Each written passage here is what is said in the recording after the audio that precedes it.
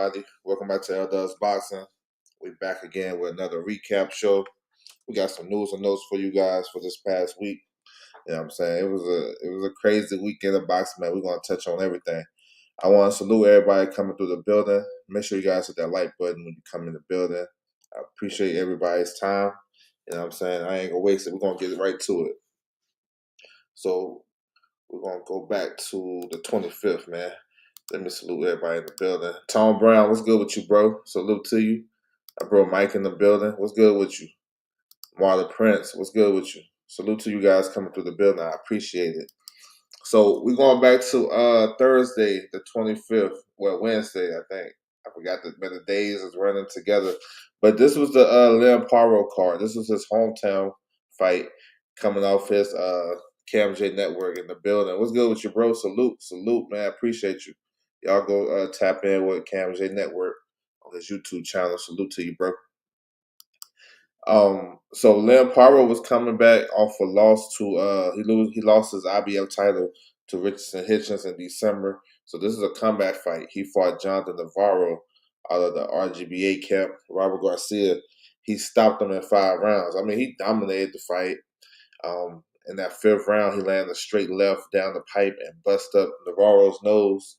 This fight is on YouTube as well if you missed it. But Paro looks sharp. He looks sharp. You know what I'm saying? So he's looking to make another title run. Once the IBF rankings reset, he's going to be the highest rated IBF contender. So he probably have to fight Eliminator. And then right behind him is Landolfo Delgado, another Robert Garcia fighter. So I can see the IBF ordering Leon Paro versus Landolfo Delgado for the IBF Eliminator for Hitchens. Now keep in mind, Hitchens, he satisfied his mandatory in his last fight with Kambosos. And how we got there is Matisse, he was the mandatory. He's taking the WBC route against Playo, so he's not the mandatory at the IBF no more. Kambosos was number 3. He was the highest available. He was the highest available guy. So the IBF approved him as a mandatory. So Hitchens don't have a mandatory. He's free to fight anybody in his next fight. So I had to throw that out there. Leon Wilson is another one they could be on the verge of a world title shot. He beat Jimenez, unanimous decision. So Leon Wilson been over here over into the U.S. a couple of times, lost to Navarrete, and he lost to Valdez. But he's a good puncher, good boxer. He dominated the fight for the most part, none too crazy, outboxed the kid. So he's in position for another big fight. You know what I'm saying? Paro sharp. He was sharp Wednesday morning. Nah, I don't think so. I don't think that ship is still. It's still. Kambosos might have to do either he might look at retirement or rebuilding. And that they could possibly do that fight if Paro get another world title. Oh yeah, if we get another world title and he want to make a defense in Australia, yeah. But like in the next couple of fights, I don't think so. I don't think so. I heard, they don't like him. Yeah, now for real, they don't like him. But that fight could happen, but I don't know if it's gonna be next. In my opinion, I think Kambosos probably need to take some time off. He fought in March, and then he fought in June. Yeah, and then the IBF may order Paro versus somebody else. So yeah, I don't know. Maybe down the line. I'm guessing if Paro get another world title, yeah. All right, from Japan. So, what's the name? Karaoke. She retained her WBA minimum weight title, 105 pounds. She outboxed this girl crazy. She outboxed her too easy.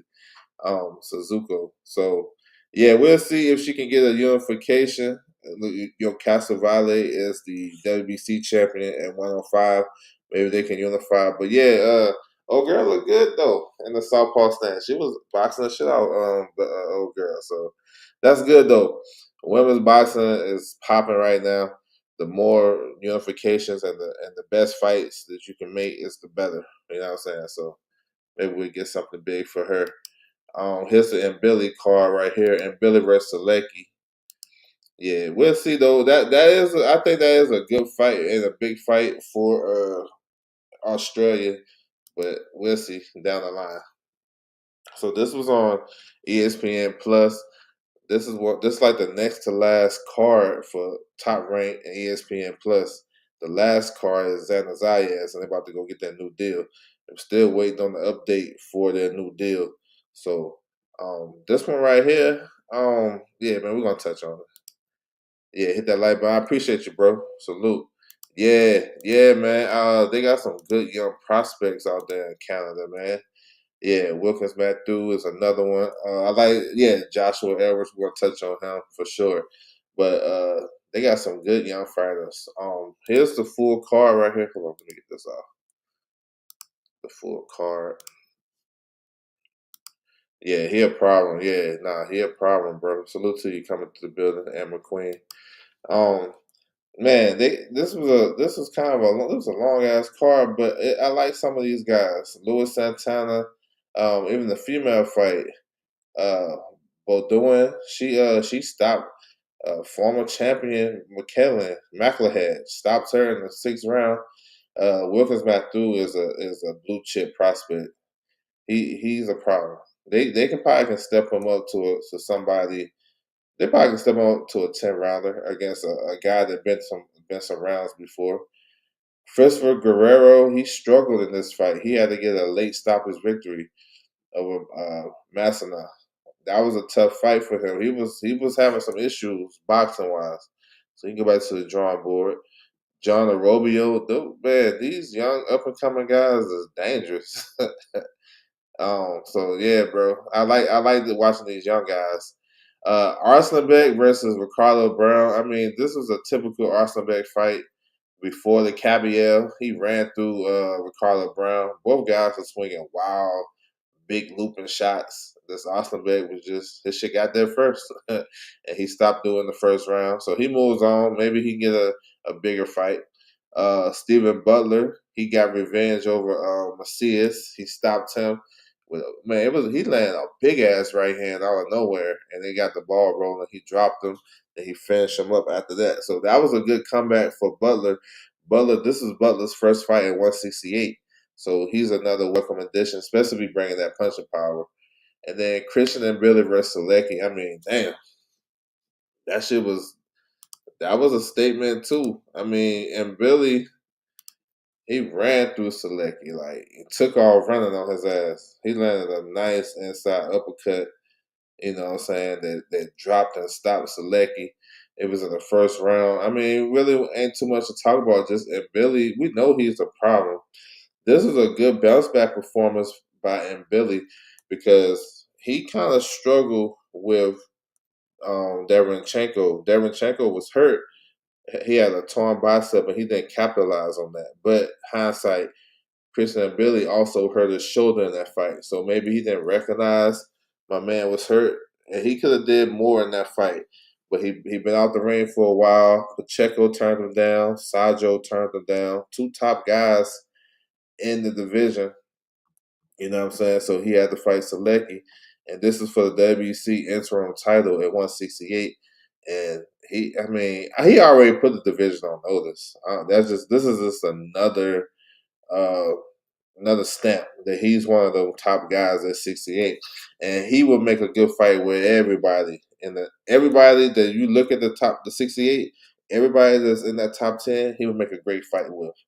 So we're gonna see, man. I know they was talking about a big fight for him, possibly on the Canelo Crawford undercard, or in November on one of the Riyadh season cards. We're gonna get to that. So yeah, man, good shit though. You know what I'm saying? By doing that to Selecki. Ain't nobody did that to Selecki. So that's what's up. Yeah, that combination, yeah, that was nice. They gotta study that one. That was nice. No, for sure. Yeah, he set that up real nice. Now I didn't expect that either, but she was hurting old girl with every shot she landed. Now for sure. That's some good stuff. Yeah, both of those fighters did well. Hammer Hands and Kid Austin, not for sure. Salute to them. We're gonna get to them. And Billy, yeah, that was great performance. Yeah, that would be a good fight. I'm not sure if that would be next, but that would be fun. And Billy would end with anybody would be fun. You know what I'm saying? He improved since the Gongora fight. Yeah, no, I thought, man, I liked that was a good fight. It was just so this boxing fans, they come in waves. First they'd be all on him, you know what I'm saying? Because he had a highlight reel knockout over Muhammadi, so they all on him, and then he might struggle with somebody, and then he ain't the goods. It's like back and forth. And Billy is what he is though. He's actually an underrated boxer, but he's trying to get to business. That's what I like about him. You know what I'm saying? He can box a little bit. He got the amateur pedigree, but he want to get the business. So I think and Billy is your problem is 68. You know what I'm saying? You one of the only people I heard picking Kid. I picked Kid Austin for sure. I agree. Yeah, I appreciate you, bro. Yeah, I picked him. I'm gonna tell you why when I get to it. We almost there. Um, all right, this is the card, the Deontay Wilder card right here, man. It was a bunch of knockouts on the undercard. I mean, goddamn, it was a bunch of but a bunch of knockouts on this undercard. Shit, everybody on this other card had a knockout. You know what I'm saying? So it is what it is. Except for Page. Page lost. He lost to a late replacement. But get to the meat and potatoes. So Wilder and Herndon. So we was anticipating how Wilder's gonna look coming to this fight, coming off of shoulder surgery, coming off of two losses, bad losses too, in different ways. Lost to Parker, he didn't let it go. He didn't throw no punches. That was a bad performance. And then Zane, he got stopped in 5 rounds. You know what I'm saying? Looked bad. So we know what this was a tune up fight. He got to shake the rust off. We got to see where he's at. I thought he looked good in the fight. You know what I'm saying? Now, it's some stuff I noticed as a hardcore Deontay Wilder fan that I know that he's not the same fighter. You know what I'm saying? Just little stuff that he did. I'm gonna touch on that before I get to the fight. One thing I noticed, he didn't have that mask on. He normally has on some type of mask or something like that. He didn't have that on. He shook that off with this fight. That I noticed that shit instantaneously. I'm like, damn, no mask. Okay, okay. Then he didn't step over the top rope like he normally do. So that's just stuff that I noticed as a hardcore Deontay Wilder fan. Now to the fight, I thought the jab was on point. Like, I ain't gonna lie, it wasn't like the best jab, but it was a nice flicking jab to keep his distance. Some of them jabs was hard, you know what I'm saying? He kept the guy at bay with the jab. And that right there to me was an improvement in itself. Because even in the Parker fight, it was a lot of slow rounds in that fight. All he had to do was probably put a jab out there and be more consistent with the jab and not let Parker get in. He probably could have won some of those rounds. But he dominated with the jab. He mixed up his work a little bit. He was hooking off that jab. He scored a check left hook knockdown early in the fight. And I thought he took his time and he was patient. Was he the bomb squad, Deontay Wilder for 2015, 2017? Nah, that one is gone. This one is actually, in a lot of ways, could be a little better. Now the power wasn't cracking like it normally do, but the power is still there. Herndon was standing away from that right hand for the first couple of rounds, and then until he started getting tired. So overall, man, I like the performance. He needed that because he was going through a lot of confidence. He needed a confidence builder, and that's what you need. This is why we have journeyman in boxing. So your favorite fighter or the guys that suffer losses that can come back and get healthy again, get their confidence back, and then we need journeymen for up and coming contenders, prospects, so they can know where they at, be able to go rounds and stuff like that. And that's what this was. You know what I'm saying? I like the performance. It was a workmanlike. He fought like he was a veteran, a former world champion, and I think the experience was good for him to get those 7 rounds. And I liked it. You seen some flashes of the old Deontay, but he didn't really rush nothing like that. You know what I'm saying? Now is he always gonna be he won't never gonna be technically perfect, like I always say. But I like the shit he was doing. He was shooting the uppercut down the middle. He done it one nice ass left hook to the body. I feel like he should have did that a little more. Maybe the right hand, he can mix up the right hand sometimes. I like what Gabe Rosado was saying. He was saying he should shoot the right hand to the body. Maybe that would work. But all in all, I like the performance because he needed that bounce back. You know what I'm saying? This is me speaking as a fan of Deontay. So man, we good. Now I'm not overly blown and say, well, he's back. We're gonna go get those titles. I actually like to see one or two more of these, to be honest. And but no, he did. I thought he did good though, for sure.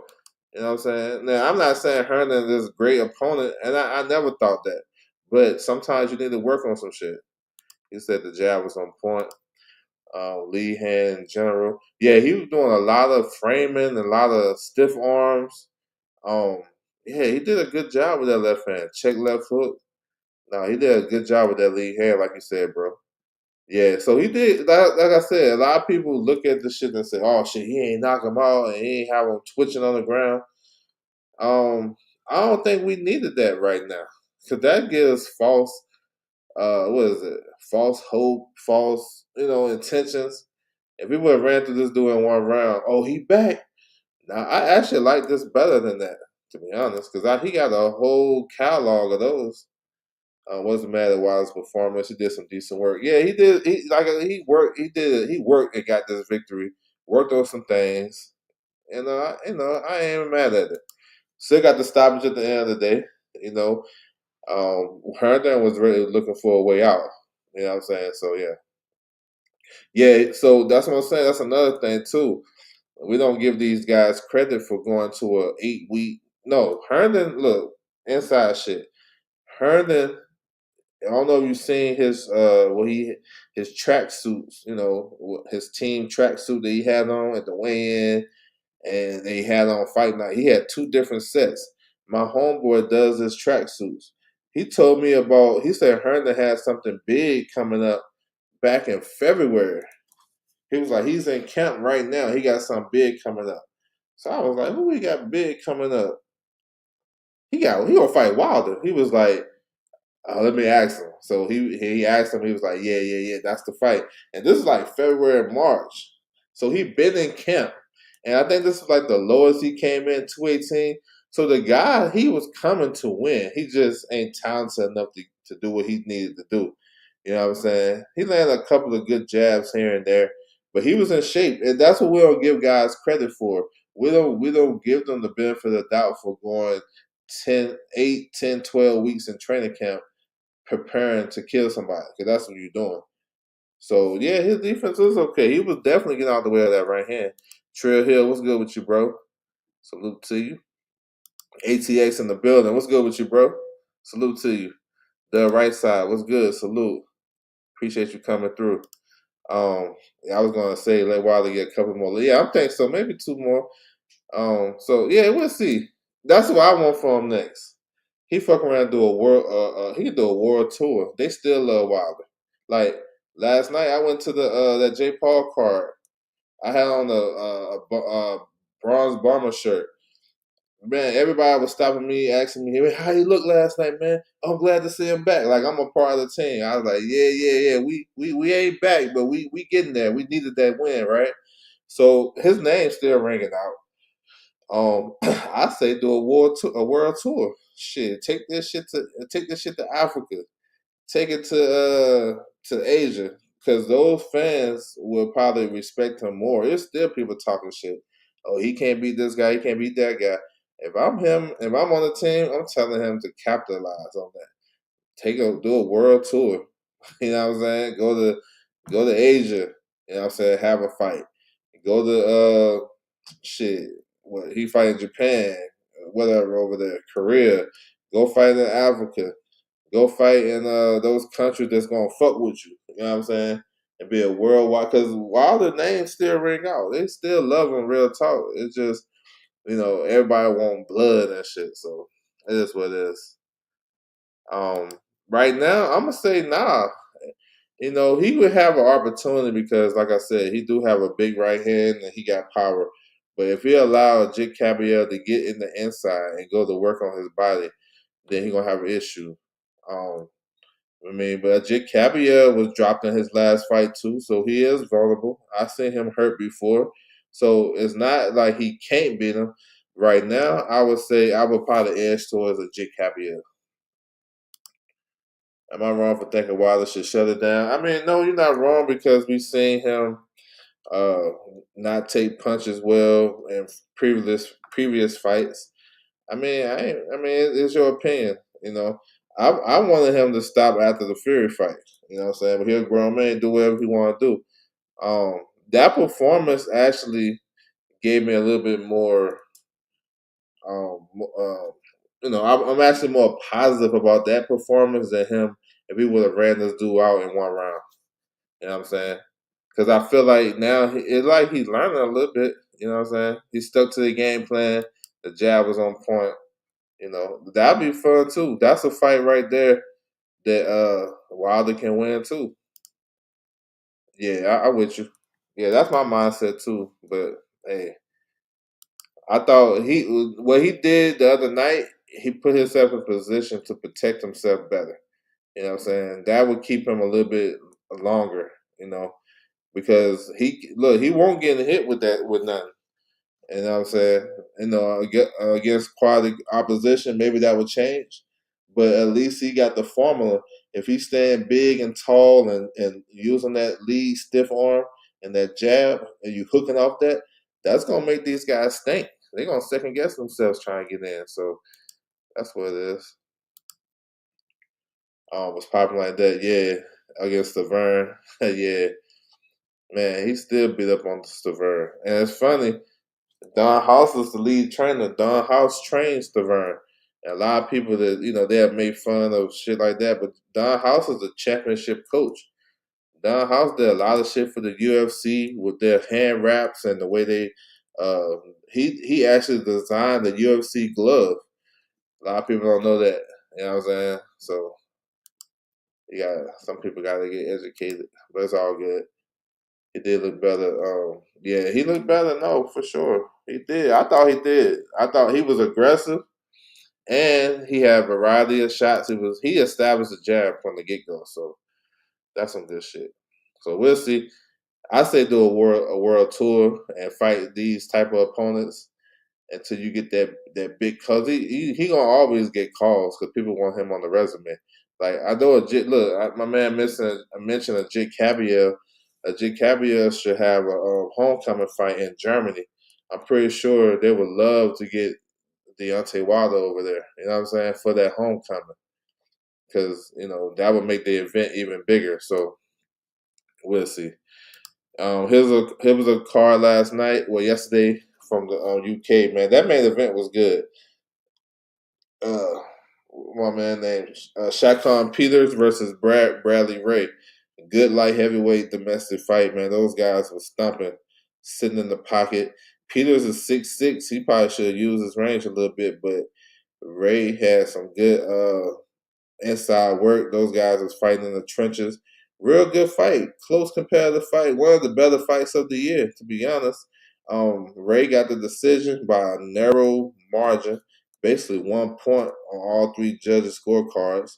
So he moves on, win the European title, put himself in position for another big domestic fight, you know what I'm saying, as a European champion. And they got some good guys at 175 as well for him to fight. So we'll see. We had the return of Sean McComb coming off that robbery against Arnold Barbosa. Barbosa should be looking to get his payback because McComb outboxed the shit out of him. So McComb is back. He got a good victory on his belt. And we'll see if we can get a bigger fight. He a tough matchup. All right, so last night we had this WBC interim title fight, cruiserweight fight. Michael Cieslak from Poland versus John Pascal. I mean, Pascal looked washed. You know what I'm saying? Faded. You know what I'm saying? He got dropped a couple of times and he got stopped in the fourth round. Cieslak is like a I would say top five cruiserweight. I mean, he beat up on Pascal. Like that shit was kind of nasty to watch. So Cieslak moves on. WBC interim title put him in position to fight Shit, put him in position to fight Badu Jack. Badu Jack got to do a rematch with McKaylen. It's all crazy with the WBC. But C-Slack, I mean, I was trying to tell people, C-Slack can fight, yo. He can fight. And I know Pascal is faded. Even though Pascal is a warrior and shit like that, he's faded. And at cruiserweight, he's not the same fighter. So, yeah. That was from Canada last night. Um, I'm glad he got rid of Malik Scott. Malik Scott was in Zerto's corner last night. I seen him last night. I just worry about him sometimes. Now I'm with you though. I'm with you. I ain't even mad at that. Ringwalk Boxing Podcast. No, that was a good fight. It was getting busy. That was a good fight. If you guys missed that, go back and watch that. That was a good fight. Indeed, Peters could have won that with his length. Yeah, I thought he could have mixed it up a little more. Like he could have still fought the way he fought, but get that jab established. Use your distance. Because when he did that in spurts, he was doing well. So yeah, Frank Smith said they're not ruling out AJ versus Wilder. Yeah, I don't think it's gonna be next. I don't think it's gonna be next. Maybe it happens, but I don't know if it's gonna be next. Because I think Wilder got like a little 3-fight deal with this company he working with for that fight. So yeah, salute to you guys in the building. I appreciate it. Appreciate everybody coming through. All right, we get to this Jake Paul card. Then we'll go into some news and notes. All right, Paul versus Chavez. Like I said, I didn't break this fight down. I actually left last night before the shit started. I'm gonna be honest. I try to beat that traffic. But this is a good card though, yo. I ain't gonna lie. This shit, I was entertained all the way through. We had an upset on this card. Hold on. We had an upset on this card. Well, we're gonna start with Scrappy. Scrappy, he fought on the prelims on the card. He got a victory, whatever. He dominated the fight. We had an upset with Rene Alvarado and Victor Morales. Alvarado is a former world champion, fought everybody. He was coming off a knockout loss in Japan against Tsunami. That kid is nice. And he ran through Alvarado. Alvarado bounced back and beat Morales. Morales moving up in weight, coming off a long layoff, coming off some health issues, but that's not an excuse, in my opinion, because he was a big underdog, a big favorite to beat Alvarado. Alvarado outworked him, bust him up, doing a lot of good shit in that fight. So his career can move on. He can probably get another call. Joshua Edwards, up and coming American heavyweight. We need those. Man, for a first round knockout, straight right hand down the pipe. He stopped Dominique Hardy. You know what I'm saying? Bring him right back, yo. Like bring him back. He should have about 7 fights this year. Now he's 3-0. I'm thinking they're putting him back on the August 2nd card. Kenny Sims versus Duarte. Yeah, put him back. Alexander Gachi. Uh, he had a good win over this guy. That guy was tough. Avena was tough. They went the distance. Good shit got the decision. Duarte versus Kevin Johnson. Now I was telling everybody that was around me, I'm like, look, Duarte about to get some rounds. You know what I'm saying? He been knocking everybody out early, and Kevin Johnson is your journeyman. You know what I'm saying? Kevin Johnson is a gatekeeper. He's not a journeyman. He's a gatekeeper. The difference for me, a gatekeeper will try to win the fight. He may come up short, whether it's a game plan wise, he probably can't make the proper adjustment, but he would give you some good solid rounds and he will make you work. A journeyman will probably give you 1 or 2 rounds maybe, but once you touch him, he ready to go, or he ain't gonna try to win the fight. You know what I'm saying? He there. He might be tough and can go rounds, but he ain't really trying to win. Gatekeeper try to win, journeyman don't. That's my definition of it. They both have similar records. It's just one come to win, one don't. He gave Arate tough fights, some good tough rounds. I thought those scores was wide now. I think that shit was like a 5-3 fight. But Kevin Johnson got stuck into that sparring partner mentality. He got some hella sparring stories. I mean, he beat up on Devin Haney, he beat up on Tate, he beat up on everybody in sparring, but the shit don't translate. You know what I'm saying? Brian Norman had that same type of issue, but his shit ended up translating. You know what I'm saying? So that was some good shit. But this one, he's gonna give everybody tough rounds and he'll give you some good work, but he ain't gonna win. So he would always be available. He will always have a job in this business of boxing because you need to build your fighter before you take him to that next level. You know what I'm saying? So yeah. Holly Holm, man, she looked good. Like I thought she looked good. She looked a little bit tentative early. And that's expected. She haven't had a boxing fight in 12 years. But she looked tentative, but she couldn't miss with the straight left. I like her movement. She was hopping around though. Maybe she can take that hop out of there. But she outboxed this girl. You could tell she got the experience advantage and the tactics. She was landing a lot of good clean shots. Not a big puncher, but she like dominated. This is easy work for Holly Holm. Put her in position for big fights. You know what I'm saying? Definitely. And lightweight, she's probably the biggest name in these divisions. You know what I'm saying? Mal Serrano, Kate Taylor winner. Maybe she can fight one of these champions at 135. Terry Harper comes to mind. I think that would be a good fight. Holly Holm and Terry Harper. But we'll see. You got Caroline Dubois. You got Beatrice Vieira. You got Stephanie Hahn. So she got ways, a path to a world title for sure. So that was some good work. I ain't gonna lie. She looked alright up in there. Get to the chat. Rene Alvarado. Nah, for sure he did. Yeah, he put that belt on him. This was a good card. Yeah, it was. Yeah, he got knocked out. Yeah, we're gonna touch on that. Short turnaround. Facts, short turnaround. Avis struggled tonight. Yeah, he did.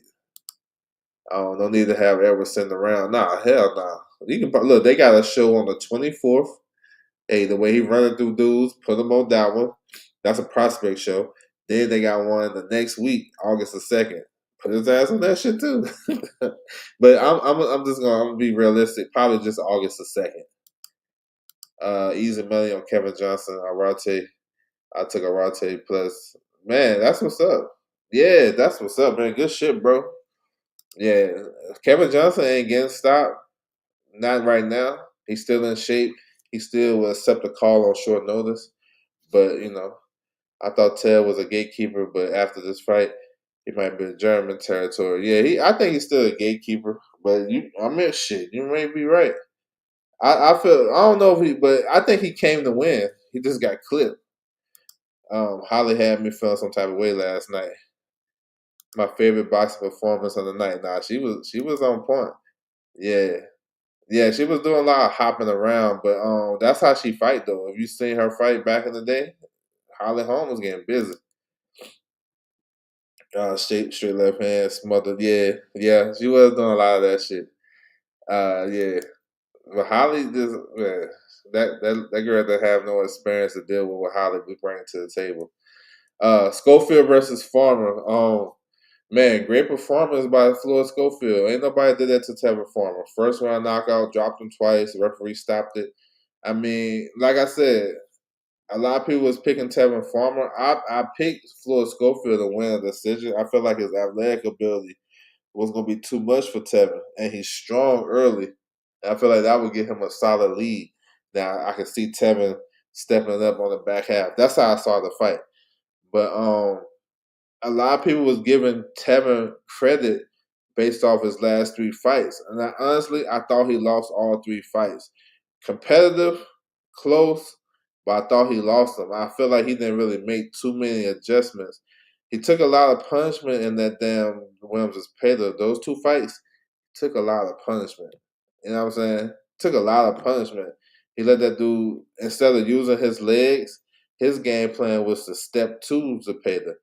He did that shit last night, but this kid is too fast and too athletic, and he punching harder, and that's what happens. I honestly wasn't surprised, yo. I'm just be honest. Now, I would keep it a buck, and I've been one of the guys on this social media saying this a lot. Ever since the JoJo fight, I never trust Tevin Farmer because he got that tick. Now it came out that he got Tourette syndrome. Salute to him for fighting, but I always thought that shit was dangerous because he head faking every other second. It's only a matter of time when somebody gonna catch him in between that shit. I'm not trying to be funny. I'm keeping it a book. You know what I'm saying? And that's what I thought happened. Maybe Floyd Schofield caught him in between that shit because he do that shit every fight, and I think it's dangerous. You know what I'm saying? And that's what I'm not really surprised at the knockout because I was worried about that with him because he didn't look right in the JoJo fight. Was doing that. He do it in every fight. You know what I'm saying? It just takes a matter of time. So look, this is a big statement by Schofield. Not taking away what what he did last night. It was also like I could tell looking at him last night that was something he needed to get back. It was a big emotional thing. So salute to him. He's a player at 135. He should be number one in the WBA once the rankings refresh. Um, so I like the performance. Put his name in there with Abdullah Mason. Put his name in there with Sam Noakes, the champions. Shakur. I know he call out Shakur. I like Raymond Mortala actually. I like that fight for him. Ray Mortala has a mandatory in Andy Cruz, but he's allowed a voluntary. I actually like that fight. You know what I'm saying? Especially for Southern California, because they was out there cheering for him. You know what I'm saying? And Ray Mortala is from this area, so that would be dope. So I mean, he will be eventually the mandatory for Tank and Lamont Roach. So man, good shit though. Good shit. That's what you do to an older guy that's faded, that's been around, and you get him up out of there, leave no doubt. I like that performance. That shit was nice. You know what I'm saying? Um, I had Kid by UD. Yeah, no, I didn't see that. I didn't see that coming. I will say that. I thought Kid would win, but I didn't see the knockout. I'm with you on that. I don't know if it was. I don't know. He didn't look drained to me, and he was point four over. He came back in 15 minutes. Normally, guys that struggling to make the weight, they coming back. They taking their whole 2 hours to make the weight. He came back in 15 minutes, so that's an indicator that he went to the bathroom. You know what I'm saying? Then number two, used the bathroom and came back and made the weight. I don't think that had nothing to do with it. I think maybe he fought the wrong game plan. Maybe he probably should have moved a little bit and surveyed the landscape and see how hard this guy really punching early before you can implement your game plan. You got to do that with these guys because Kid Austin is unpredictable. He's unpredictable. He's a wild card. This dude be switching southpaw in the drop of a dime without even hesitation, and he got power. And he's athletic, so you gotta be able to judge his timing and range. I think it was more so game plan and approach to the fight than being weight drain. Just me, but him getting knocked out like that, you can bring up that argument. I see that. You know what I'm saying? But I don't think it was that. Um, Nobody saw that coming. Yeah, Kid UD. I was surprised on that base. Yeah, yeah, he was. Look, that's what I'm saying. It ain't always about experience. The guy with the most experience on the card basically got clipped. You know what I'm saying? And then even use ring IQ, teaching the building. What's good with you? He would KO Shakur after last night performance. Yeah, that's the narrative people want to throw out. Shakur really poisoned him. Shakur really broke in his house and ripped off the page in his passport. It's all for views and cap and for engagement. It ain't real, nothing real about that. Nobody thought Kid would stop him in the first. Not for sure. I didn't think that either. That was shocking. I ain't gonna lie. I like it though. Yeah, and mid range, chin in the air, car pulling straight up. I didn't expect him to make such a rookie mistake. Yeah, he came in probably kind of yeah, bro. Recency bias is strong. No, it is strong. Austin Beck. Yeah, they got that tick. Both of them got that tick. Austin Beck be man. That nigga go see. He need to go see a chiropractor, bro. Let me see. Kevin just got hit with early shot. That's all. That's what I'm gonna roll with too. I'm gonna roll with that. I'm gonna roll with that. You know what I'm saying? I'm gonna roll with that. Facts, Dub. Gotta fill them out, man. You got to. These guys, man. Everybody's strong as fuck early. We didn't believe it. Um, I wasn't too shocked Tevin lost the last 3 fights. Yeah, I wasn't shocked that he would lose. I was shocked that he was gonna get blown out the water like that. I can't believe it still. Yeah, man, that's just crazy. Banks Hayes was good. It's crazy. All right, Avis Griffin and Julian Rodriguez. Man, this fight, they was born this fight as soon as the shit started. Avis Griffin didn't establish his jab and nothing like that, and Hammer Hands was more aggressive, doing the better work. Now, Avis Griffin, he scored a knockdown midway through the fight. You know what I'm saying? I thought he was in business, and he won't let his hands go as much because when he did touch Hammer Hands, he was actually hurting him. But Hammer Hands Rodriguez, he just worked his way into the fight, and he stayed close, and he was hurting Griffin into the last round, the last 5 seconds, 15 seconds when he landed a big shot, and then he hurt him and dropped him. I like that shit. That was a highlight type of knockout that resurrect your career because Griffin is the A side fighter. He's the promote. He's with MVP. They was gonna get him that fight. I didn't see the scorecards, but when I was watching it, I felt like Rodriguez was winning, and I felt like the fight got closer with the knockdown. But I felt like Hammer Hands got control of the fight. You know what I'm saying? And he probably gonna need a knockout to win or some knockdowns, and that's what he got. Salute to him. He needed that bounce back. You know what I'm saying? He needed that. Because he was getting, he was going against Tank. And you can't do that on this platform. You go against Tank, you're gonna get a lot of residual Tank hate. So if he would have lost, they would have been acting like Tank beat him. So salute to him. You know what I'm saying? I'm glad he got that because he don't need that under his belt.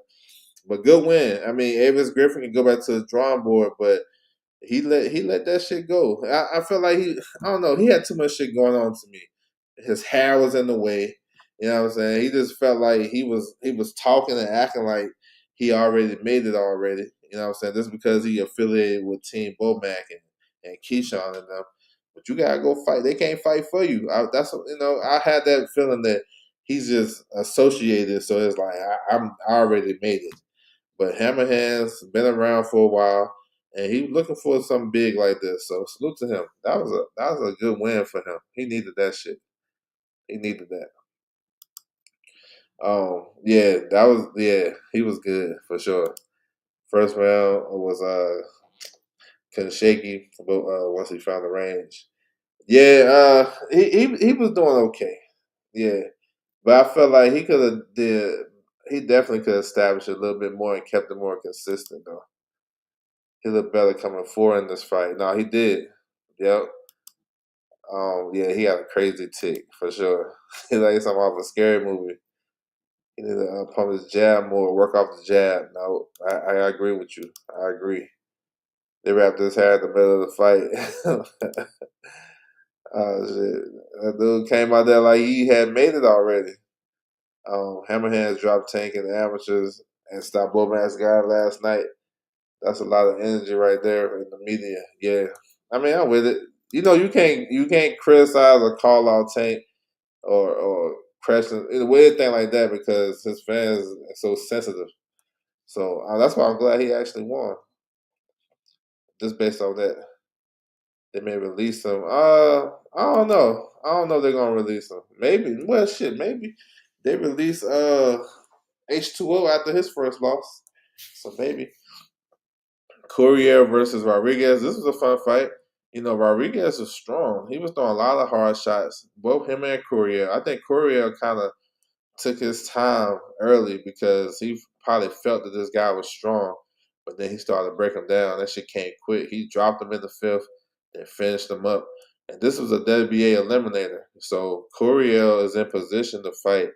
Um, well, they called out Rolly, but I'm the whole time I was thinking about Giasov. I even put this out a couple of weeks ago.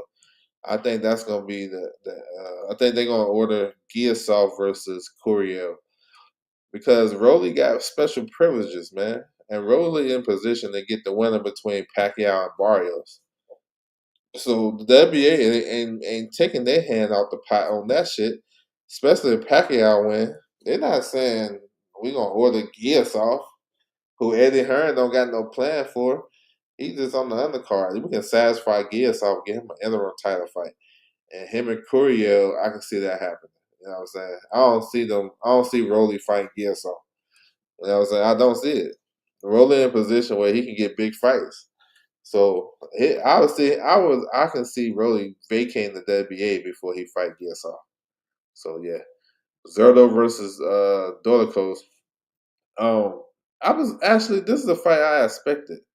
I expect Dolichos to put up some resistance because he's a big puncher. This is last chance, and he really didn't have a lot of big opportunities after the World Boxing Super Series. So I felt like he would give a great effort. I thought Dolichos' body work was pretty good, even though he was punching low.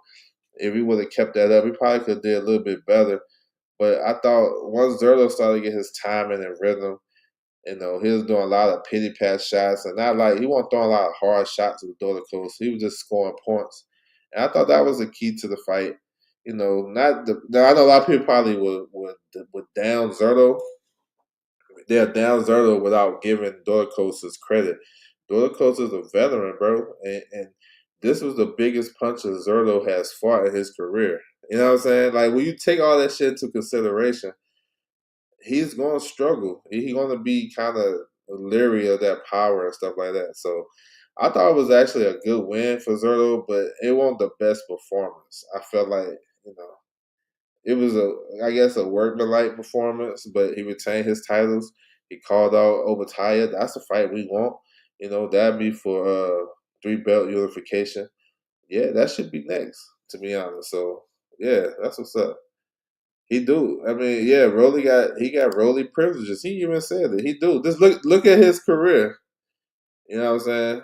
Look at his career and how they look out for him. Ever since that shit happened with that girl, and he had to pull out the tank fight. They've been rocking. Even before that, they've been rocking with Rolly, PBC. Um, let me see. Get back up in the chat. Yeah, he was. Yep, yep. He was like the hype man of Keyshawn. Um, yeah, bro. Yeah, he looking. Yeah, he like we about to go to the club. Yeah, he broke. Yeah, he did break him down. Yeah, he did. Um, Giasoff and Curiel is a good fight. I think that's next. Yeah, Rolly got special privileges. I think Zerlo is a good fighter. He good. Um, I think he probably number two in the cruiserweight division. I think he can beat everybody. I don't know if he can beat Obataya. It'd be a good fight. I think he would have opportunity. I think he's a good. I think Zerto is good. I think he got better at cruiserweight. To be honest, he wasn't good at all. I actually felt like the other dude did more. Um, yeah, but that fight was competitive to me. I thought Zerto kind of stepped it up late in the fight. 7-5 sound about right to me. They took a point from Dorico's too. He's good where he wanted to be. I thought he was, he won. This wasn't his best performance, but I attribute that to Dorico. So that's what it is. All right, we get to some news and notes. We got some fight signings. We're gonna talk about this press conference this week and some fights that was made. So we're gonna get into it. So Solida Promotions, they signed a American heavyweight. You know what I'm saying? Uh, C.D.S. Simmons. He's a national champion, 2025 national champion. So that's what's up, man. We want American heavyweights, bro, to fill that gap left by Deontay Wilder and shit like that. So we got Joshua Edwards. Uh, we got a couple of more guys too, but we losing hope on Jared Anderson. Jarrell Miller is faded. You know what I'm saying? Like that type of shit. Like we need young up and coming guys. So we're gonna see. So Salida just signed him. Maybe he returned on the Carissa Shields undercard, July 26th. So we'll see. All right, here's another signing. I love this one. Amari Jones signed with Golden Boy. Now I don't prefer Golden Boy, but I'm not mad at it because Amari Jones is a real good fighter, good prospect. We know he came out of the Devin Haney camp. He was with them for a while. They released him a couple of fights ago, so he just been getting fights on his own. Undefeated, 14-0. So he signed with Golden Boy. I look to see him back on that August 2nd card as well. Kenny Sims. He's a middleweight. He with a promotion company that got connections. Maybe get one or two more fights under his belt with Golden Boy, and maybe he can be in position for a eliminator or a world title. I like Amari Jones. He got some shit to his game. He got a little bit of Devin Haney in him, but he also can switch. He got some good power, and he got a solid fan base. I went to the fight, Haney versus JoJo MGM. His people was out there like he was the first fight. He had like 200-300 people out there. Like once the fight started, they all rushed down in the front row. I was like, damn, he had a bunch of motherfuckers out there. So maybe they can parlay that and try to get him in the position for some good fights at 160. So I like that for sure. Cause like I hate to see these guys, these young guys like him, like not active and not talked about. And him being with Devin Haney, honestly, they did a bad job with this guy. They did a bad job. They did a bad job with him. His name should have been ringing way more. We know him because we hardcore boxing fans, but he should have been having better opportunities. You know what I'm saying? If Devin didn't fight, he didn't fight on that type of shit.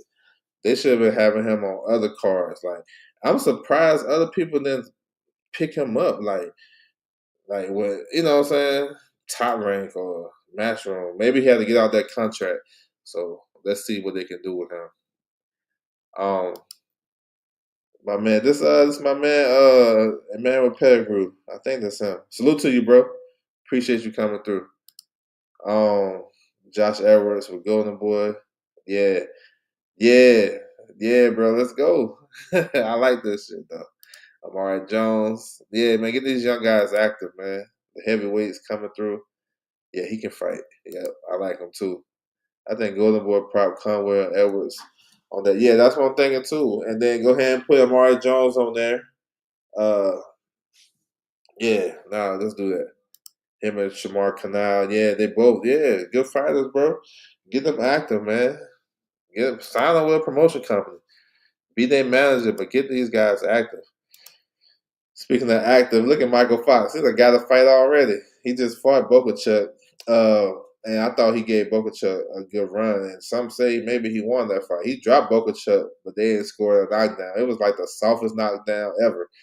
But Michael Fox, right now, he's in training camp with Tim Tszyu, getting him ready for Fundora. So he's out there in Australia. He should be coming back to the States probably next week to get back acclimated. So he in training camp. So that's some good shit. He's facing Kendo Castaneda. Now Kendo Castaneda is a gatekeeper. You know what I'm saying? I know we were speaking on this earlier. He's the type of guy that will come to win, but he don't make the proper adjustment to actually win that fight. Like he gave Kim Sims a tough fight, but really ain't made a proper adjustment. So then he next fight, Tiger Johnson ran through him. So Michael Fox is gonna fight him at 154, July 26th. I think this is in Maryland. Yeah, Maryland. So yeah, had to I said talk about Mike Fox. Soft hands, Mike. Yeah, Mike Fox is a cool dude. You ever meet Mike Fox, bro? He like part of the family. Fox another one. Um, Fox is a good mover. I like him. Man, this is a good dude right here. Yeah, yeah, that's what's up, man. Great boxer. Not much power. He don't got no power, but he a cool dude. He can box a little bit, and he's ready. He in there giving Tim Tszyu some good work. You know what I'm saying? He brought him back to camp. All right, so we have this announcement. Cecilia Brækhus, you know what I'm saying, future Hall of Famer, one of the GOATs in women's boxing, and boxing, period. She's making her farewell fight against unified champion Emma Kuzin. This is October, I think October the 4th, in Breaker's home country, Norway. So Kuzin is the WBC and WBO 154 champion. You know what I'm saying? So Breaker's trying to go out with a bang, and I think she deserves it. She was a pioneer in the sport of boxing before Carissa came, and the shit kind of changed for her. So Yeah, I don't really like her fighting style, but she been around for so long. I like to see her go out with a bang. So we'll see. Hopefully, we get some TV for this in October. Overtime announced another card. Overtime is another good platform for young up and coming fighters. OTX, they're going back to Atlanta. You have Elijah Pierce. He's going to face Michael Dasmarinas. Heaven Brady. Fuck. I think he's facing the Michael Harris, I think. That's a tough fight for him, but that's a good one. And then O'Shea Jones. She's the IBF and IBO champion. And speaking, I just talked about 154. Maybe O'Shea Jones can get an opportunity at the winner. I think Breakus is going to retire after this. But, yeah. So O'Shea Jones, she won her world title in her last fight against Femke Hermans. That was a good win. She's facing Alaza Carazala, something like that. I forgot her name. Puerto Rican fighter. So, yeah, this is going to be fun. I like overtime. Overtime be getting busy, too. You know what I'm saying? Overtime be getting busy. Overtime, Ben had that knockout bonus. You know what I'm saying? I know people want to give that to Turkey and make a big deal. Oh, Turkey giving these guys a knockout bonus. Overtime been doing this shit for a couple of years now. So they gotta catch up. Um I plan to be at this card. Yes, sir. Yeah, go tap in. Yeah, this fun, man. That they doing this for these young fighters and keeping them active. It's in the A, yep, yep. In Atlanta, yep, it's in Atlanta. Yep. It's in the Tabernacle. So yeah, yeah, tap in. All right, this one right here. I talked about this a few shows ago, but you have Vladimir Shiskin and you have Onisis Iglesias. Onisis Iglesias. So these guys are supposed to fight the final eliminator for the IBF 168. They was having issues with the negotiations. It looked like they good to go now. September the 4th in Canada. That's Iglesias' home backyard. He's fighting out of Canada right now. That's looking like the date. You know what I'm saying? And Iglesias is a dangerous fighter. We just seen Billy. 168 is underrated as a division. If you go look at those lists, Pacheco and Billy, Berlanga, Hamza Shiraz, add him in there. Iglesias, Kevin Sajo, Bruno Sakaris, PED Munguia. Like, you know what I'm saying? They're going to let him bounce back. Uh, you got guys like Trevor McCombie, Steve Nelson. I know I'm missing some guys, man. I apologize too, but that's a good. Resendez, Caleb Plant, Jamal Charlo. 168 is alright. You know what I'm saying? And this is a good move by fighting for the IBF because the winner of Canelo Crawford, if it's Crawford, the winner of this going to be the new IBF champion, or however they're going to do it. If it's Canelo, it put him on the hook for a dangerous mandatory. You know what I'm saying? So we're gonna see. He said Pacheco number 1. Pacheco, yeah, I like Pacheco. Munguia, I like Pacheco. Pacheco growing on me though. Good young fighter. Yeah, good young fighter. So yeah, we're gonna see. All right, so Turkey, he did an interview earlier this week where he was talking about some potential fights. People be mad at Turkey, boy.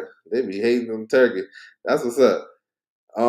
But and I get it too. I understand both sides of the fence for sure.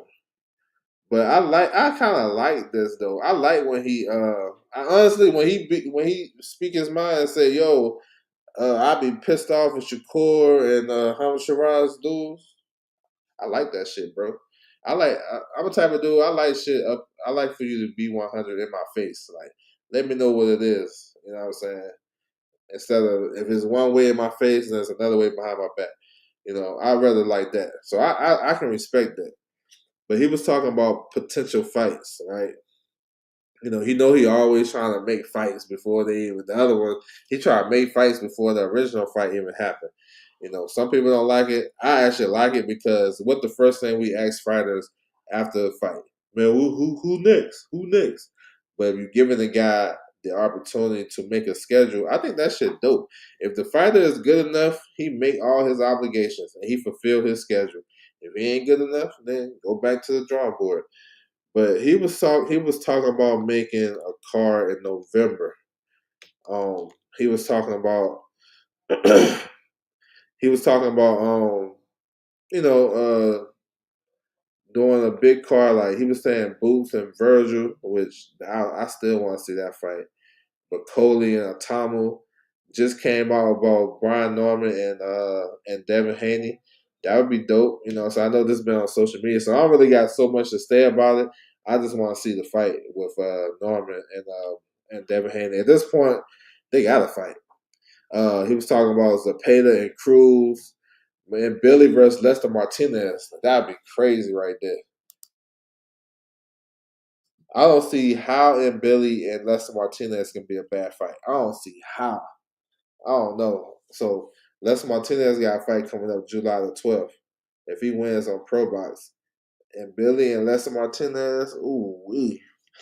That's gonna be crazy. But yeah, so that he just just be talking whatever. Those guys gotta get to those. Like he said anyway is gonna fight. He gonna fight September 14th against MJ. That's a tough fight. That's not a foregone conclusion to me. And if he wins, he gonna fight December, late December, and they're gonna try to do a Japan versus Mexican all card Japan versus Mexico, and that's an underrated rivalry in the sport of boxing as well. They got a lot of great fights with those two countries. So I like this shit though. I ain't gonna lie, I like it. I like schedules in boxing. Anybody know me, they know if a promotion company or anybody putting money in the sport that has a schedule, I'm with it. I'm on board. You know what I'm saying? So let's go. Let's get it.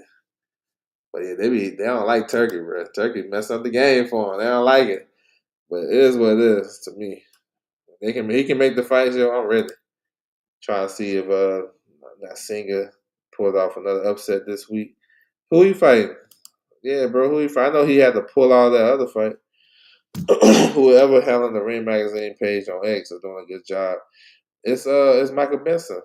Michael Benson, bro. Michael Benson sold his page. That's Michael Benson's page. He just transformed into Ring Magazine. I'm excited and nervous at the same time for Dev and Junior. Yeah, let's go. I want to see the fight. Yeah, Japan versus Mexico. Let's get it. Yeah, that's gonna be fun. So they got some good fights to be made. Facts with the schedule. Oh, I thought who pulled out? He was supposed to fight somebody else. Damn. Okay. Late replacement. That's a tough fight for him. That guy is fucking dangerous. He's a good fighter. But he was who was he supposed to fight? It's a notable name too. I just can't remember, bro. Help me out.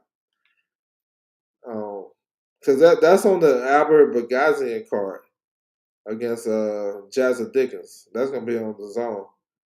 I seen that shit recently. He gotta share a foot out. Okay. I see. I got burner account. Yeah, bro. I just been on shit. I'm Dre in the building. What's good with you, bro? Salute. Yes, sir. Oh, he's supposed to face a Galashev. We Galashev pulled out. So now Singer gonna take the fight? That's what's up. All right. We're gonna close it out with this one right here. So Canelo Crawford, they concluded their three city press tour. They went to Saudi last week. They was in New York earlier this week, and then they closed out in Vegas on Friday. I think the press conference actually got people more interested in this fight because this was a type of fight that came out of nowhere. People didn't want it, but a lot of times they don't want this type of fight because it's interesting. You got guys that don't like Canelo. The same people that don't like Bud don't like Canelo. So it's like, damn, you know what I'm saying? I got to hate on both of them. That's how I look at it. But actually, the press conference did a lot though because it actually got some excitement going. Got people talking about it. So we know this fight going down September 13th. You know what I'm saying? They going the card gonna start the same way we seen last night. You know what I'm saying? They're gonna have a bunch of fights on the card, like 10 other card fights. The main card gonna start like 8 o'clock for the East Coast, not something like that, 8 or 9, but probably 8 o'clock East Coast. It's gonna be on Netflix. So we all know it's gonna. You know where we're gonna watch it at. The tickets. They announced the tickets going on sale July 18th. So that's enough time for people who's trying to go to the fight to go. There shouldn't be no discrepancy. Shouldn't be no complaining. All that shit. Because last week everybody was complaining. When the tickets going on sale? When is all this? Tickets is good. If you brought tickets before, if you brought tickets before they officially announced it, you crazy. Like you did yourself a disservice. They got you because they these scammers be going crazy on fans that's like that. Normally in every press conference, if you guys notice, the last press conference they will announce tickets going on sale. Cause like when they announce Tank versus Roach next week, they're gonna tell y'all the tickets is going on sale. Same thing with Barrios, Packard, everybody. That's normally how you do it. So tickets will be on sale July 18th. That's a typical type of thing because Canelo. This is how I be remembering shit, bro. That's what you call me a nerd or whatever. But I know Canelo's birthday is around July. I forgot the date. July 17th, July 16th. He normally don't announce his fights until either after his birthday, right after his birthday, or on that week of his birthday for his September fights. That's 2 months out. You know what I'm saying? So everything's good to go. You know what I'm saying? They fighting in Allegiant Stadium. It's a big event. You got two of the best guys in the last 10 years fighting each other. It's a fancy match, fancy fight come true. Whether you think Crawford gonna win or Canelo gonna win, it's a spectacle. It's gonna be a big event, and I'm for it. You know, I think the fight gonna do real well. You know what I'm saying? This is the first fight in Allegiant Stadium, boxing fight. You got the brown versus the black. You know what I'm saying? Brown versus black. You know that's the blue. That's the green print, right? Canelo is definitely the favorite. He definitely gonna have all the fans out there. They coming out there, bro. They coming. You know, don't worry about UNLV playing Idaho State. Nobody is checking for that game. It's not the SEC. Nobody trying to see that shit. You know what I'm saying? They can go. They can play. They can play next week or some shit, or the weekend, or the day after. So we got everything good to go. No worries. No nothing. Now we're just trying to get this undercard solidified. Still got time for that. You know what I'm saying? There's a lot of big fight cards that haven't got their shit solidified, but we cool with it. Same thing here. Like my thing is, yo, with this whole shit, Turkey ain't doing no different than what the other promoters and companies been doing. He put guys on the same card that's gonna fight each other, just like the PBC did, just like Top Rank do, just like Matchroom does. Everybody doing the same thing. So they announced their fights before the undercard, just like everybody else. Look, PBC, we've been knowing Tank and Rose was gonna fight like 2 months ago. We still ain't got a solidified undercard. That shit trickling out. If you know, you know. You know who's on the undercard. Ray Vargas and Carlos Castro. Luis Nunez gonna be on there. Elijah Garcia. We got Foster versus Fulton on the card. We should have Antoine Russell. You know, if you follow in the tea leaves, you know who's gonna be on that card. You know what I'm saying? So when they announce it, it's gonna go crazy. Frank Martin and Francis Bartholomew. So you know, we like you tapped in, you know, right? But a lot of people it's like different. It's different. Different rules. So it's all good though. But yeah, this is gonna be a big event, man. We're gonna get like we getting three big events in back to back months. We got Pacquiao and Barrios. That's the big event. We got Tank and Roach, August 16th, big event. And then we got this one, September 13th. So yeah, that's good. It's gonna be crazy. It's gonna be on Netflix too. So I know most of everybody got Netflix. And yeah, it's gonna be fire, bro. Let's get it. We be turning down the business of boxing, you know what I'm saying, to build up somebody else, but everybody doing the same shit, y'all. Trust me, everybody doing the same shit. So far ahead of the game. Man, appreciate you, bro. Yeah. Yo, Mike Coppinger is actually cool, bro. I know people don't like him, but he could peoples with me. You know what I'm saying? See, scripted. I don't know. It don't seem scripted to me because Crawford's, he looking like he ready for this fight. Canelo too. It don't seem scripted to me. You know what I'm saying? I like it. Last night is the reason why I don't like last cards is unacceptable for the fight. Yeah, oh, yeah. Those late cards. I'm with you. I'm with you. That's why I mess with PBC. He said don't rush it. That's why I like the PBC. Then when they events, they get you up out of there by like 11:30, 11. You know what I'm saying? They say tickets are up to man, I ain't even look at the tickets because they ain't came out. See, I'm not going to those sites. You know what I'm saying? That people be going to. They go to Ticketmaster to hit you with. Man, those guys are scamming these fans. I'm gonna wait the official. Once they drop that pre-sale code, they normally give you a pre-sale code like a couple of days before the tickets go on sale. So the pre-sale code can be Raiders or Bud or Canelo. Once you get that code, you know you in business because that's when it's good to go. But 79K, I can see it for this event, to be honest. But I ain't paying that. I was tired as hell last night. Man, I feel you. I'm on the West Coast, so I remember those days staying up late to watch those cards. I mean, no, you good. I got you. I know what you meant. Yeah, they fighting on the same card. That's what's up. That's what's up. I seen Kevin Newman fighting for a regional title. I seen that. They moved that shit. Man, nobody care about that damn game. Mexican boxing is #1. Let's get it. Um, it's at different rules. Yeah, they got different rules. Um, don't even do 50K fans. You know what I'm saying? Like, come on, man. Motherfuckers worry about UNLV versus. Oh, I didn't even know Idaho State had a team, bro.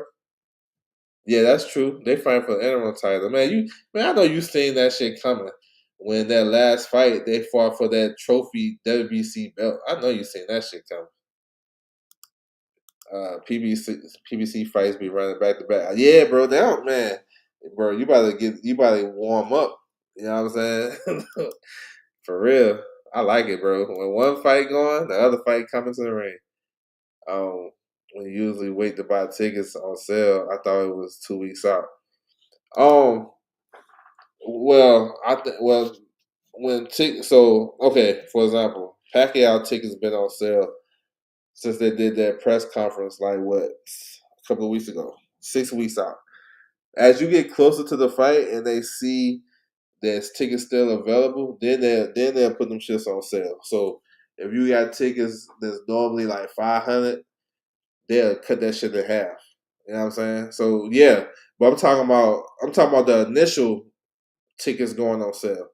So 2 months, 6 weeks, that's plenty of time to get yourself together. It's no big deal. It's no difference from last week when they went on sale to this week that we understand that they're gonna go on sale July 18th. So if people want to go, they have plenty of opportunity. But a lot of people just want to complain about the shit. No matter what happens, tickets go on sale when you want to go on sale. Then it's something wrong. Man, I don't like the poster. I don't like the Netflix microphone. Something wrong with it. I can't hear it. Man, I don't like Crawford's brown shirt. Oh shit, Dana White right there. He wore that shirt 2 days in a row. Canelo versus Crawford. Man, they gonna find something because they don't fuck with him. But if it was their favorite fighter, shit, bro. Man, look at his shoes. Look at them shoelaces, bro. Man, those shit is fire, bro. Man, look, come on, y'all. That we know what it is. You know what I'm saying? That's why it makes your opinion trash. You know what I'm saying? Like, bro, you gonna hate on this? This is a big fight. I thought you loved boxing. You want boxing bigger. So they want boxing bigger depending on who it is, right?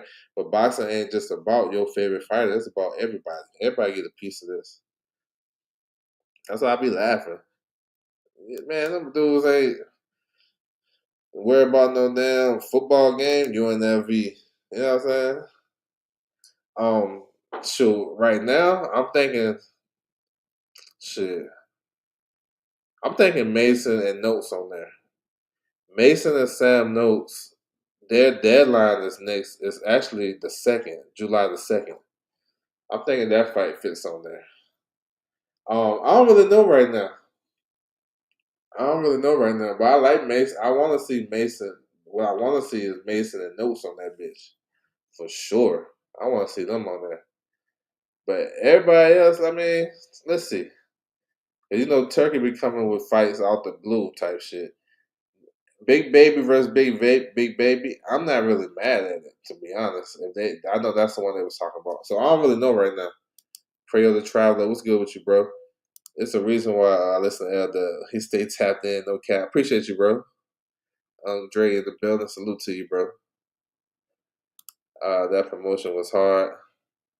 Um, Marvelous. Asked a question on that.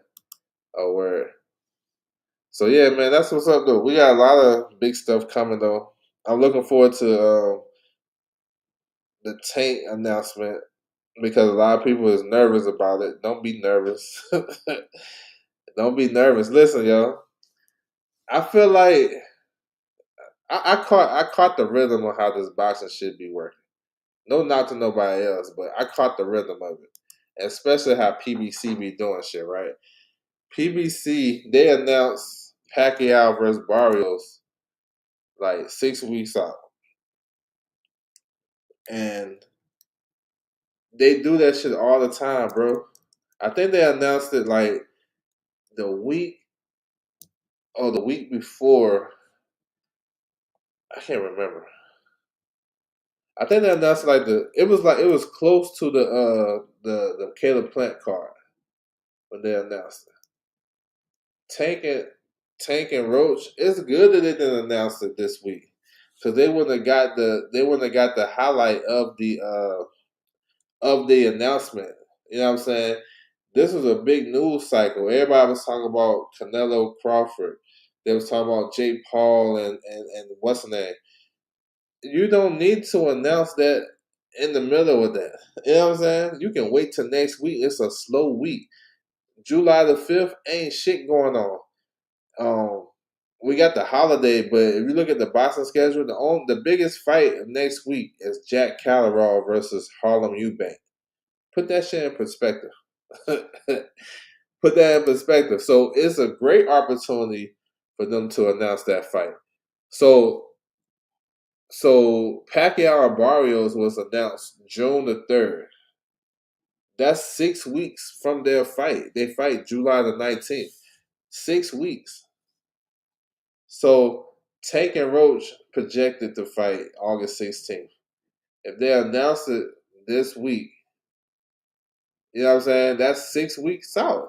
You know what I'm saying? So I don't understand the rush. And when they get announced, like the what do you call it? The outcry is louder than, you know what I'm saying, the rebuttal, or is louder than, you know, once something comes out like Keyshawn, right?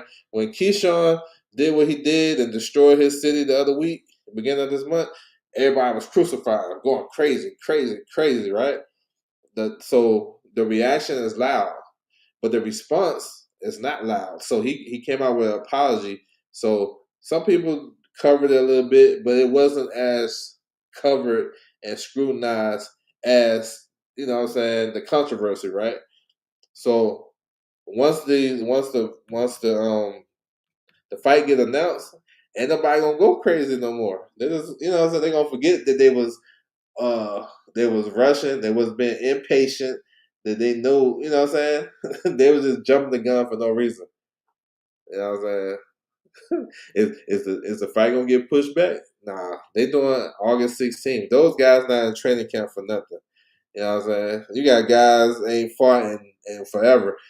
Ray Vargas is in training camp. Just go to his Instagram. Yo, bro, y'all can figure this shit out. I'm gonna tell you how I figure shit out. I go to their Instagram. I be going to these fighters' Instagram and seeing what they doing. If I see them in the gym, I'm like, yeah, he got a fight coming up. Because these fighters ain't training year round. They only training for a fight. You know what I'm saying? So, it'd be some fake uproar for nothing. Yeah, the battle of the big babies. Let's go, man. I actually like that fight. Um, the hate for the fighters, YouTube wise, yeah, it's crazy. It's crazy.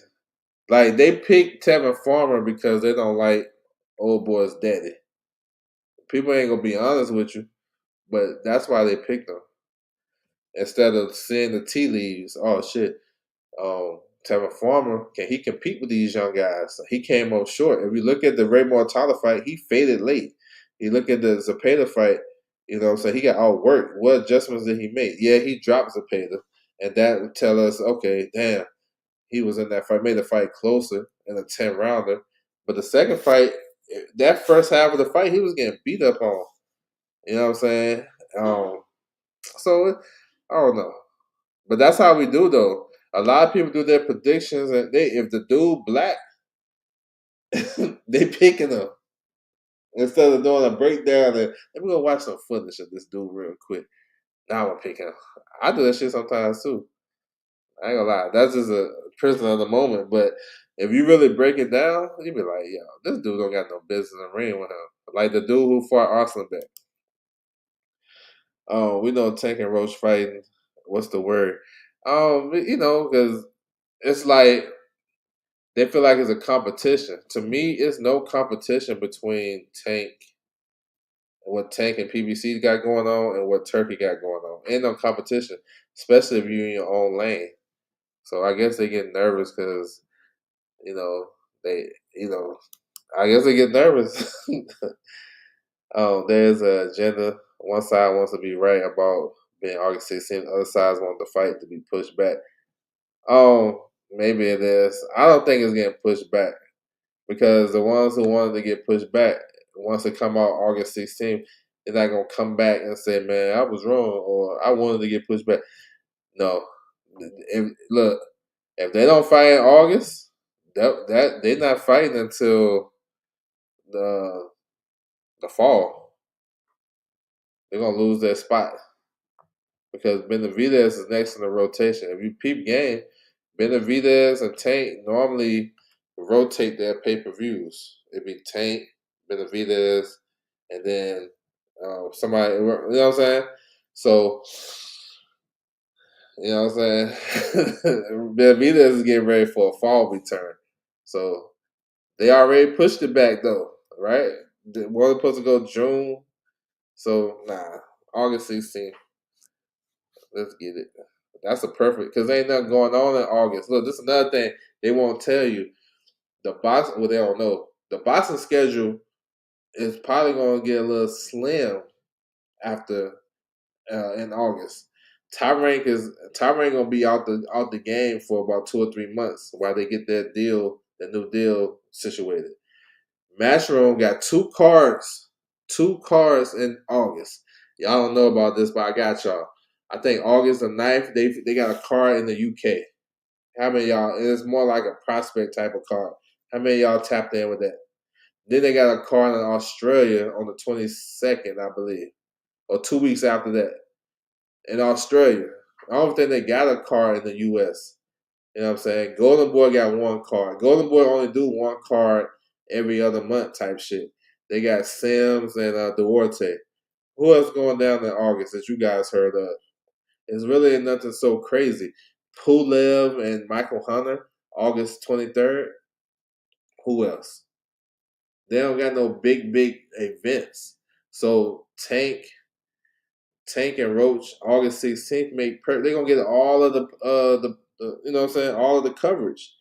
And Tank cards always get that anyway, even if it's competition. Tank's event, you know what I'm saying, is gonna be number one. So, bro, it's good. Perfect timing. Perfect timing. Tevin was perfect. Oh, he was on cigar talk. We're about to watch a movie. uh, I haven't. I seen that. I ain't watched the interview, but I know this though. The last two guys, Najee, salute to him, who he interviewed fight week. Them dude, one of them, Keyshawn Davis, he crashed out and destroyed his city, and the other one, Tevin Farmer, got knocked out in the first round, and nobody expect that. So you might want to stay away from those cigar talk interviews fight week. You know what I'm saying? I'm just throwing it out there. You know, we superstitious over here. Sip Buzz, Super Chat. What's good with you, bro? You got me through my whole workout. Man, bro, that's man, I'm glad I could help, bro. Salute to you. Appreciate you, man. Yes, sir. Yeah, bro. Stay away from that platform, bro. Until we can identify and see what's going on. Look, am I lying though? This happened in June. I think you said something about recency bias, right? Teach. So shit. I remember they had that fight week interview with Keyshawn. They were sitting on the couch talking and shit. Good interview. Next thing you know, Keyshawn blew up Norfolk. Tevin Farmer sitting there all nonchalant on the interview. Night of the fight, he should be resting, should be sleep. This dude giving interviews, nothing wrong with it. It's exclusive stuff. Fans ate it up. But then what he go out there and do? He pumped fake, head fake, and got clipped. Bro, man, stay away. Do them fight weeks. Honestly, the media is tough. That's why a lot of people say he never fought at this level. He never been in this situation because the bigger you become as a star in the sport of boxing, the more media obligations you gotta do, the more interviews, the more promotional shit, and that shit drains a fighter that's trying to make weight or trying to focus on the fight. You gotta do all this obligation. That's why only certain fighters can fight at the top level. You know what I'm saying? Man, I don't know about all the way, but probably fight week you might want to stay away. He doing his thing though. Salute to him. I'm going Warren Shakur. Bro, I'm telling you, yo, yeah, bro. Wait till after the fight, or yeah, nah, yeah. So yeah, man, I appreciate the support though for sure. Salute to you guys coming through the building. We're gonna close it out. Um, should be back. So the WBA rankings is coming out soon. The WBA rankings come out the last day of each month. So we're gonna cover that pretty soon. Then we got the fight week. It's not a crazy fight week like I mentioned, but we're gonna touch on it. It's a holiday weekend, so it probably won't be too much going on. Like that card is in the UK, but American boxing schedule it really ain't that crazy. But next week, July the 11th and July the 12th. We got all the boxing you need. We got that Katie and Amanda trilogy on the 11th, and that crazy women's boxing card. That's a great card. And then you have Shakur. Shakur is a Payda. We got Berlanga. It's something else on the 12th too that I'm missing. Oh, Alessa Martinez. Bro, it's a lot of shit. Nostradamus, Nostradamus. Man, I appreciate you, bro. So it's a lot of stuff popping, man. And then hopefully, my expectation, we're gonna get that tank announcement this week. It makes sense for this week. Go ahead and get it out the way. Get that shit out the way before the holiday, right? Maybe they'll do a press conference fight week of Pacquiao and Barrios. That actually makes sense. Those guys been in camp, so I don't really worry about get all excited about the fight not gonna happen. Gonna get postponed. Man, just hang tight. We're gonna be good. All right, I want to salute everybody coming through the building, man. Enjoy y'all weekend. Have a good time, man. Do what y'all do. I'll be back probably, hopefully tomorrow, maybe, or probably Tuesday. Maybe Tuesday. We're gonna cover all this shit though. Salute to everybody coming through the building. That's my time, and I'm out.